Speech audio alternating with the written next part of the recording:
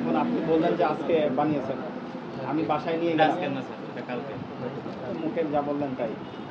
আমি বাসায় নিয়ে কয়দিন রাখবো আমি নিজেও জানবো না। আপনার লেবেল থাকলে তো আমি এটা ধরতে পারতাম যে 3 দিন পরে আমাকে ফেলে দিতে হবে ফ্রিজ থেকে।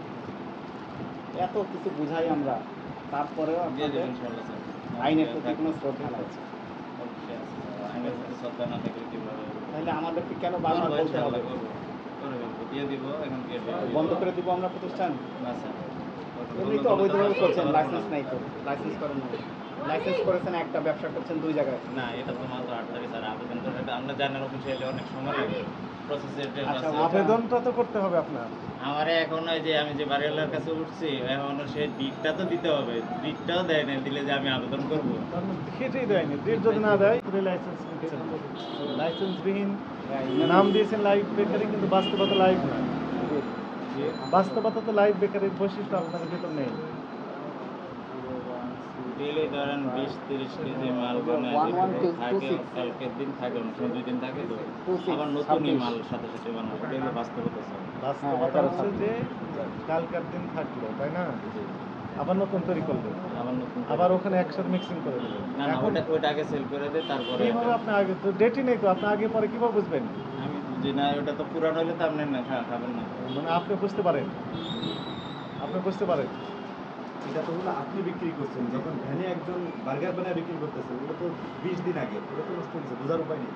কীভাবে বুঝতে পারেন? আমি বুঝবো কেন? আমি তো বার্গার বিক্রি করি না। আপনি বিক্রি করেন না, এটা তো রাস্তায় যায়, আপনি তো বিক্রি করার কথা।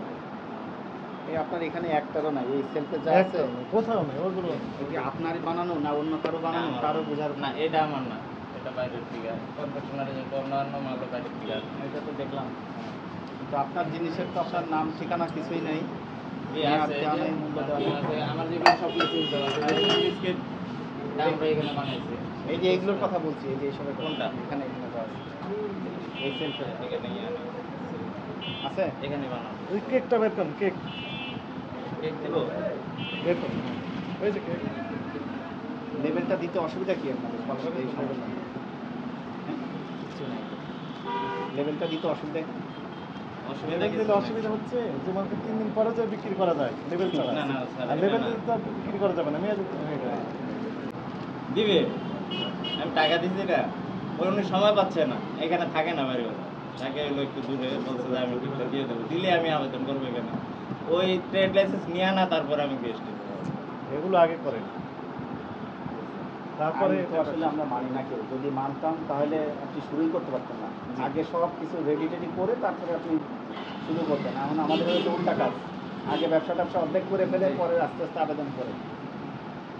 চাপে পড়লে আবেদন করবে, না হলে নাই। হ্যাঁ, তবে আমরা চাপ প্রয়োগ করতে হবে, তারপরে বলতে হবে, তারপরে শুরু করবো। এখন কী ব্যবস্থা নেবে আপনাকে বলেন? আইন আছে 1 বছরের কারাদণ্ড, 1 লক্ষ টাকা জন্য। যেটা স্যার ওটা করেন, আমি আইন মেনে আমাদের চলতে চাই। সহজ ছিল যে কিছুই করবো না, দেখে চলে যাবো, ওকে আছে, কিন্তু তা তো সেই সুযোগ রাখলেন না। একে তো লাইসেন্স ছাড়া করছেন, তারপরে যাবতীয় জিনিসের কোনো মেয়াদ কিছু নেই। এখন আমরা জরিমানা করার পরেও যে আপনি মানবেন তার বা গ্যারান্টি নেই।